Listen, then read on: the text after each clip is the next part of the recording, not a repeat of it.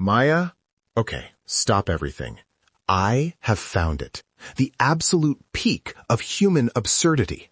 I was falling down a rabbit hole last night and, okay, imagine a war.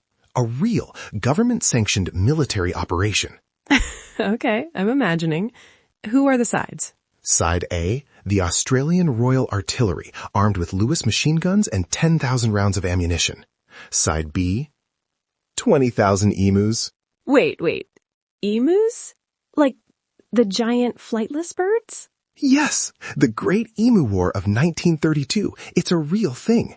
And Maya, the emus won. No way.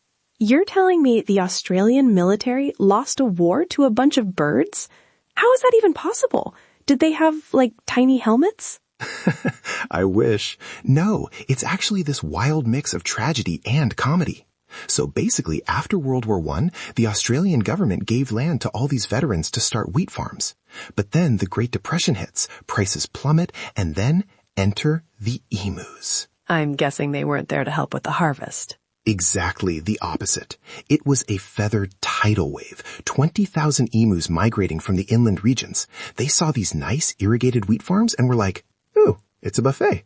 They weren't just eating the crops, they were smashing fences, which let the rabbits in. It was total chaos. So the farmers, who were veterans, called in the cavalry. Literally. They went to the Minister of Defense, Sir George Pierce. He basically figured, hey, good target practice for the troops, and it'll look like we're helping the farmers. He even sent a cinematographer from Fox Movie Tone to film it for the news. Oh, so they wanted the world to see this. Big mistake. Huge. They send out Major Meredith, 2 soldiers and 2 machine guns. They thought they'd just, sweep them away. But emus are basically nature's tanks. Wait, really? Tanks? They're just feathers and legs, Leo. Maya, listen to this. Meredith himself said it. He said if they had a military division with the bullet-carrying capacity of these birds, they could face any army in the world. He compared them to Zulus. He said they can face machine guns with the invulnerability of tanks. That is terrifyingly impressive. So what happened during the actual battles? It was a disaster. The first time they tried to ambush a group of 50, the birds just split up. They ran in these small groups in every direction. The soldiers were like, where do we aim? Then they tried to ambush 1,000 of them at a dam. They waited until they were in point-blank range, and the gun jammed. No. Yes. Only 12 birds died before the rest just vanished into the scrub. It was like the emus had a command structure. Meredith actually reported that each pack had a leader now, a 6-foot-tall black-plumed bird that would stand watch and warn the others when the humans approached. It's like they were using guerrilla tactics. Exactly.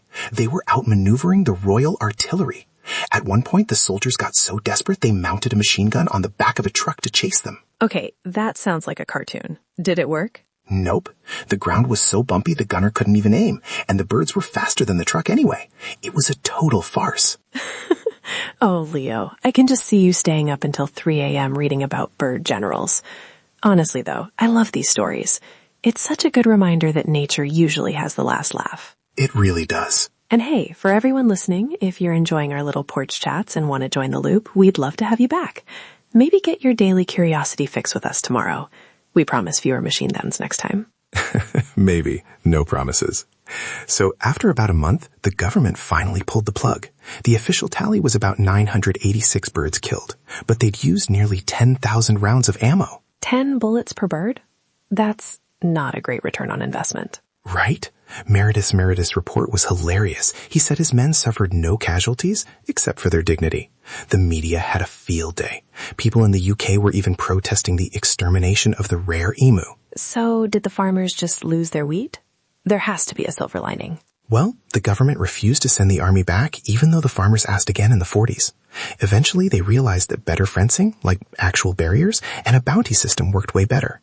It was a lesson in humility, really. You can't solve an ecological problem with a machine gun. It's kind of beautiful in a weird way. The emus were just being emus, and they accidentally humored an entire nation. Exactly. They were just looking for a snack and ended up in the history books. I love that. Well, I think that's our deep dive for today. Stay curious, everyone. See you again soon. Stay curious.